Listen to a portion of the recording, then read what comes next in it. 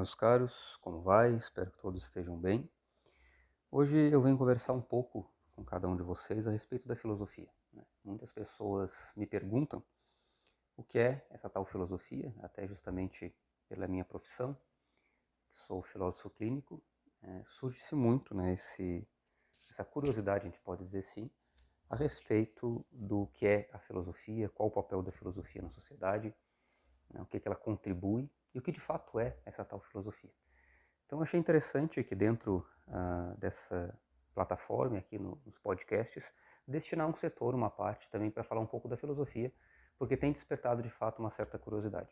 Então, primeiro é importante fazer uma distinção entre a filosofia, enquanto processo histórico do saber, né, da produção do conhecimento para se chegar à verdade, da análise da realidade para se chegar à verdade, e da filosofia clínica, que nós vamos falar num outro momento, que seria uma adaptação ou uma evolução, em certa medida, do conhecimento filosófico, né, sistematizado e aplicado à clínica, ao fazer psicoterápico, certo? Hoje vamos nos atentar um pouco à questão da filosofia. Para compreender a filosofia enquanto movimento, né, humano da Grécia Antiga, em vista do uso da razão ou logos, para se chegar a uma análise da realidade e poder chegar à verdade da realidade, é preciso antes dar um passo atrás e falar um pouco da mitologia, né, da mitologia grega. A mitologia grega, antes, né, pré-filosófica, era um conhecimento, uma produção do conhecimento que usava da alegoria e também da leitura religiosa, da visão religiosa da realidade para explicar justamente a realidade. Então a gente vai ver, dentro da Grécia Antiga, o mito era aquele pano de fundo, né, que dava sentido a toda uma conjuntura social com explicações mitológicas. Então haviam muitos deuses dentro desse processo cultural, né, cada deus com uma incumbência específica, sendo Zeus o maior dos deuses, né, que coordena, que de certa forma articula, né, todo o funcionamento do cosmos e das vidas humanas implicadas dentro desse cosmos. Então o grego, né, antigo tinha muito essa noção da ordem, do ordenamento das coisas, com uma explicação sempre mitológica para tudo, né? Isso dava ao cidadão grego essa certeza, né, de fazer parte de algo muito maior. Era uma visão muito mais integral.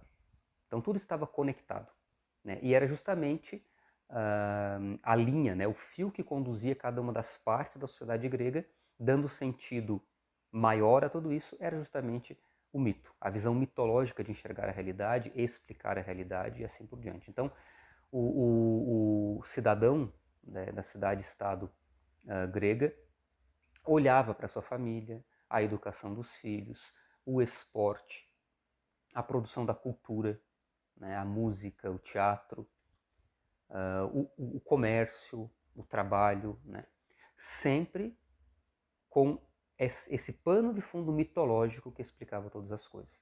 O fazer político também, o ser religioso, sempre se tinha como pano de fundo a visão mitológica, a explicação da realidade por meio dos mitos, certo? Acontece que, com o passar do tempo, dentro da Grécia, né, mais ou menos no período 5, né, ali no século, melhor dizendo, 5, quarto, antes de Cristo, né, com o desenvolvimento da cidade-estado grega e com o comércio, né, marítimo se desenvolvendo, começa a haver um choque cultural, né? Então, aquela sociedade grega começa a dialogar com outras sociedades, com outras culturas. E esse processo de choque cultural começa a colocar em xeque essas explicações mitológicas sobre a realidade. Então, haviam outros deuses para além da polis grega, das cidades gregas, cidades-estados gregas, né, que explicavam de uma outra forma a realidade.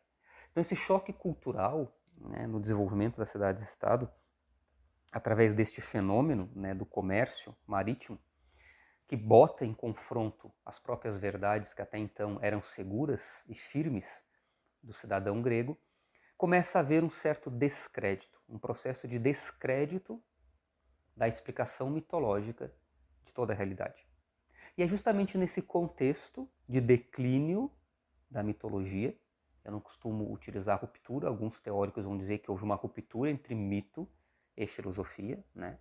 Logos, que é a razão, né? Entre mito e logos, entre mito e filosofia. Eu parto da ideia que não houve uma ruptura total, houve, claro, uma ruptura no tecido, na tessitura social, mas muito desse mito passa, né? Muito dessa visão mitológica passa, e inclusive os primeiros teóricos, os primeiros filósofos desse novo período vão usar muito, se utilizar muito da linguagem mitológica, alegórica, né? E também religiosa para explicar, né? Para usar como instrumento explicativo das suas teorias filosóficas, certo? Então há um declínio gradual, né? Que não aconteceu do dia para a noite, obviamente, desta visão mitológica, né, esse tecido social que via tudo tendo como prisma, como ótica, os mitos, começa a declinar e começa a surgir um outro movimento, certo? Que é o movimento de passar a olhar toda esta realidade, já que agora o mito não responde mais como responde antes, a partir de um dado, que é o dado da razão, o logos. E aí nós vamos entender o nome filosofia, né? Philo quer dizer, aqui a filosofia é a união de duas palavras gregas, certo? Philos, que significa justamente amigo, e sofia, que significa sabedoria. Então, o filósofo é aquele que ama a sabedoria e utiliza do logos para chegar a esta sabedoria, em busca da verdade, tal qual o mito, que buscava a verdade e explicava esta verdade usando uma linguagem alegórica. Agora também a filosofia, tal qual os mitos, busca explicar a realidade, busca chegar à verdade, não mais pela alegoria, mas sim pela razão. Aí esta busca da arqué, né? A arqué que pode ser aqui compreendida, né, como este fundamento, certo? Este fundamento que dê explicação a toda a realidade, que no fundo é a verdade. Então há uma busca pela verdade, há uma busca deliberada, consistente, para chegar à verdade de todas as coisas, a verdade da realidade. E de qual realidade? De toda a realidade. Assim como o mito explicava toda a realidade, através da alegoria, através dos contos, né? Através das explicações dos deuses, através de toda uma roupagem mítica religiosa, que dava explicação a toda a realidade. Agora, através da filosofia, vai ser a razão que vai buscar chegar, né? Desvelar, né? Tirar o véu da realidade e enxergá-la em profundidade para poder, o quanto mais precisamente, encontrar esta verdade de toda a realidade. Esse desvelamento, então, né, esse tirar o véu, tem um nomezinho, né, uma palavra grega que significa aletheia, né, que é justamente esse exercício de desvelar. Então ninguém inventa a verdade, ninguém inventa a realidade, né? Nós fazemos esse processo de aletheia, de tirar o véu e enxergar, né, a verdade. Inclusive, depois, com o passar do tempo, a própria palavra aletheia vai ser sinônimo justamente de verdade. Então a filosofia busca desvelar a realidade, não para inventar a verdade, mas para descobrir. A própria palavra já tem implícita em si o significado, né? Tirar o que encobre e ver a realidade, certo? Esse movimento, então, do nascimento da filosofia se dá mais ou menos ali no século IV ou V, certo?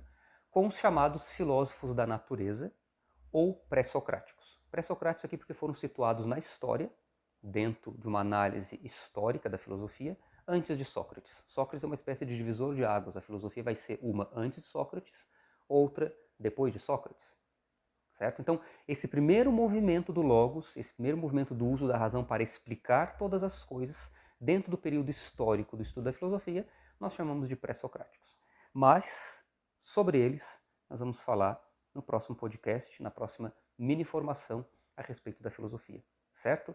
A próxima formação, então, vamos nos atentar a este período histórico chamado do período pré-socrático.